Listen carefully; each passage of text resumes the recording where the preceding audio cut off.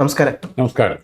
പാലാ നഗരസഭ ഇപ്പോൾ വലിയ തരത്തിലുള്ള വാർത്തകളിലെല്ലാം ചർച്ചാ വിഷയമായിക്കൊണ്ടിരിക്കും. കാരണം UDF ഇത്തരത്തിൽ വലിയ തരത്തിൽ വിജയിക്കുമ്പോഴും പാലാ നഗരസഭ കിട്ടിയിട്ടും കയ്യിൽ നിന്ന് നഷ്ടപ്പെട്ടു പോയി എന്നുള്ളതാണ്. അതിന് പ്രധാനപ്പെട്ട കാരണം ഈ പറഞ്ഞ പോലെ അവർക്കെതിരെയുള്ള അവിശ്വാസ പ്രമേയം പാസ്സായി എന്നുള്ളതാണ്. ഇപ്പോൾ നമ്മൾ ഈ പാലാ നഗരസഭ നോക്കുകയാണെന്നുണ്ടെങ്കിൽ രാജ്യത്തെ തന്നെ ഏറ്റവും പ്രായം കുറഞ്ഞ ചെയർപേഴ്സൺ ആയിരുന്നു ഈ പറഞ്ഞ പോലെ ദിയാബിനു.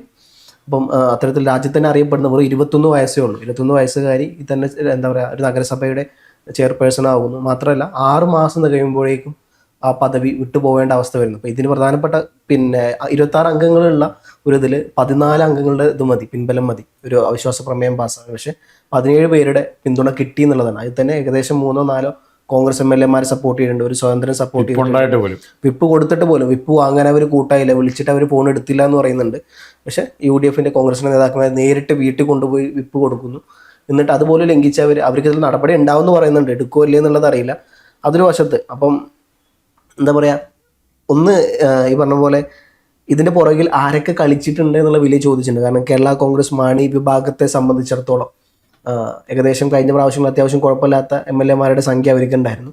അതുകൊണ്ട് തന്നെ മധ്യ കേരളത്തിൽ അവരുടേതായ ഒരു ഇമേജ് എന്നും പാലയിലും അതിനപ്പുറത്തോട്ടും കോട്ടയം ഭാഗങ്ങളിലൊക്കെ ഈ ഇമേജ് കീപ്പ് ചെയ്യാൻ അവരെ കൊണ്ട് സാധിച്ചിരുന്നു. പക്ഷേ ഈ ഒരു ഇലക്ഷൻ 2026 കൂടി കേരള കോൺഗ്രസ് ജോസഫ് അവർ നിന്ന് എല്ലാ സീറ്റിലും അവർ പിടിച്ചെടുക്കുന്നു. വലിയ തരത്തിൽ മുന്നേറ്റം അവർക്ക് ഉണ്ടാകുന്നു. കേരള കോൺഗ്രസ് മാണി വിഭാഗം നാമാവശേഷമായി ഇല്ലാണ്ടാകുന്നു. അപ്പോൾ അവരെ സംബന്ധിച്ചിടത്തോളം ഏത് വിധേനയും നഗരസഭയെങ്കിലും കീഴടക്കുക അല്ലെങ്കിൽ കൈക്കലാക്കുക എന്നുള്ള സാധനം ഉണ്ടാവും. അതിൻ്റെ ഭാഗമായിട്ടാണോ ഈ സാധനം നടന്നത്? അതല്ല കോൺഗ്രസിൽ തന്നെ പല കോൺഗ്രസ്സുകാർ ഇങ്ങനെ പോകണമെന്നുണ്ടെങ്കിൽ കോൺഗ്രസിനുള്ളിൽ നിന്നുള്ള യാതൊരു എന്തെങ്കിലും സപ്പോർട്ട് കിട്ടിയിട്ടുണ്ടോ? എന്താണ് ശരിക്കും പാലായിൽ നടന്നത്? പാലായിൽ നടന്നതിന് മുമ്പ് പാല എന്തായിരുന്നു, അല്ല കോട്ടയം ജില്ലയിലെ കേരള കോൺഗ്രസ് എന്തായിരുന്നു എന്നറിയണമെങ്കിൽ ഞാൻ ഇവിടെ ചർച്ച പറഞ്ഞതാണ്. കോട്ടയം ജില്ലയിലെ ഒരു കോൺഗ്രസിൻ്റെ പ്രസിഡന്റ്, മണ്ഡലം പ്രസിഡന്റ്, KPCC പറഞ്ഞ സുധാകരനാണ് KPCC പ്രസിഡന്റ്. സുധാകരൻ ഒരു കത്തായി. സുധാകരൻ അയച്ച കത്തിൽ പറയുന്നുണ്ട്, ഞങ്ങൾ കടുത്തിരുത്തിയിലെ കോൺഗ്രസ്സുകാരെ രക്ഷിക്കണം. അപ്പം എന്താ കാരണം? ആ കാരണങ്ങൾ എഴുതുന്നുണ്ട്. മോൻസ് ജോസഫ് ഇപ്പുറയുണ്ട്. അതുകൂടാതെ കേരള കോൺഗ്രസ് ആയിരുന്ന കാലത്താണ് മോൻസും ഒക്കെ കൂടെ മാണിയൊക്കെ ഒരുമിച്ച് നിന്നിരുന്നൊരു കാലമുണ്ട്. ആ സമയത്താണ് കത്ത് പോകുന്നത്. പഞ്ചായത്ത് വാർഡ് ഇലക്ഷൻ വന്നാൽ ഞങ്ങൾ 2ലേക്ക് വോട്ട് ചെയ്യണം. ബ്ലോക്ക് പഞ്ചായത്തിലേക്ക് ഇലക്ഷൻ വന്നാൽ ഞങ്ങൾ 2ലേക്ക് വോട്ട് ചെയ്യണം. ജില്ലാ പഞ്ചായത്തിലേക്ക് വന്നാൽ 2ലേക്ക് വോട്ട് ചെയ്യണം. അസംബ്ലിയിലേക്ക് വന്നാൽ 2ലേക്ക് വോട്ട് ചെയ്യണം. പാർലമെൻറ്റിലേക്ക് വന്നാൽ 2ലേക്ക് വോട്ട് ചെയ്യണം. അപ്പം ഞങ്ങൾക്ക് ഈ ഭാഗത്തെ ഈ പ്രദേശത്തെ കോൺഗ്രസ്സുകാർക്ക് ഒരിക്കലും കൈപ്പറ്റ് ചിഹ്നത്തിൽ കോൺഗ്രസിൻ്റെ തനതായ ചിഹ്നത്തിൽ വോട്ട് ചെയ്യാനുള്ള അവസരം ഈ രീതിയിൽ പോയാൽ ഉണ്ടാകുകയില്ല.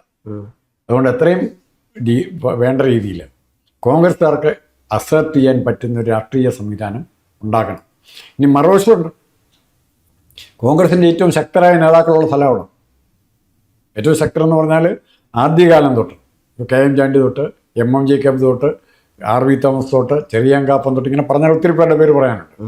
അവസാനം ഇങ്ങനെ വരെയുണ്ട്, ജോസഫ് വാഴയ്ക്കൻ വരെയുണ്ട്. അടുത്ത KPCC പ്രസിഡൻ്റാകാൻ എല്ലാ തരത്തിലും സാധ്യതയുള്ള ഒരു നേതാവുണ്ട്.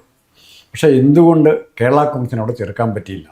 കോട്ടയം ജില്ലയിൽ എത്ര മന്ത്രിമാരുണ്ടായിരുന്നറിയോ? കോട്ടയം ജില്ലയിൽ ഞാൻ പറയുന്നത് മറ്റ് തിരുവഞ്ചൂരാക്ഷൻ, ഉമ്മൻചാണ്ടി, KC ജോസഫ് 3 മന്ത്രിമാർ കോൺഗ്രസിന് മാത്രം കോട്ടയം ജില്ലയിൽ നിന്നുള്ളപ്പോൾ MLA ഒരാളെ കാണും. രാധാകൃഷ്ണൻ മണ്ഡലം വന്നപ്പോൾ 2ആയി. ഇത്രയേ ഉള്ളൂ. അതിന് മുമ്പ് ഈ 2 MLA കിടന്ന് കറങ്ങായിരുന്നു.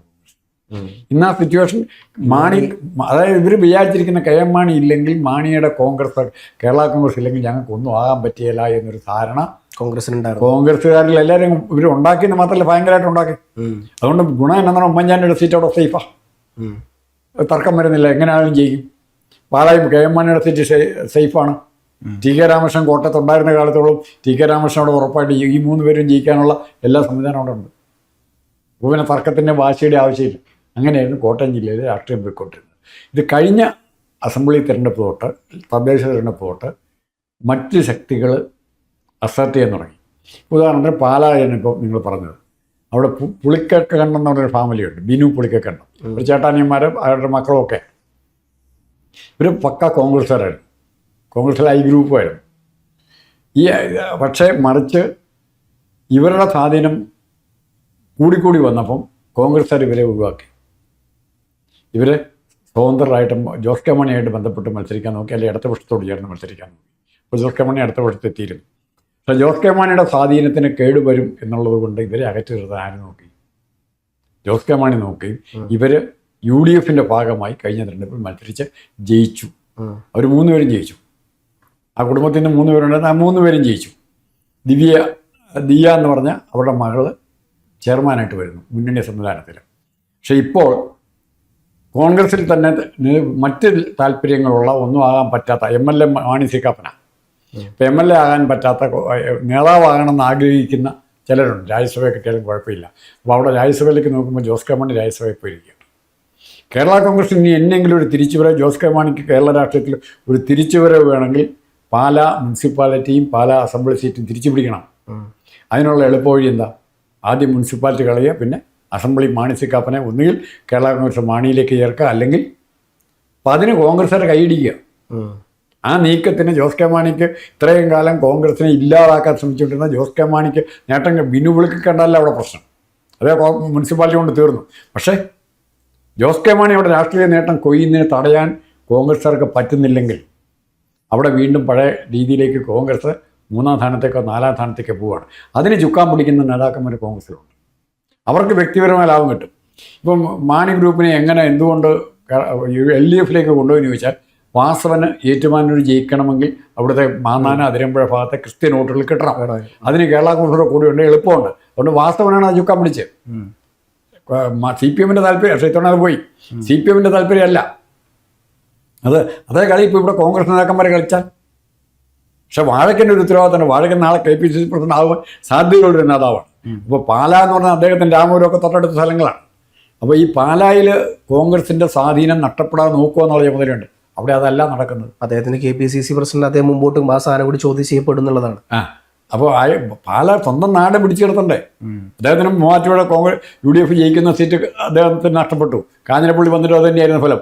പാലായും കൂടെ പോയിരുന്നെങ്കിലും, പാലായും കൂടെ പോയാൽ പിന്നെന്താ മിച്ചമുള്ളത് കോൺഗ്രസിന് അവിടെ? വീണ്ടും പിന്നെ ജയിച്ച MLA മിടുക്കുകൊണ്ട് ജയിച്ചു. ബാക്കിയൊക്കെ അങ്ങനെ നമുക്ക് പറയാൻ പറ്റുള്ളൂ.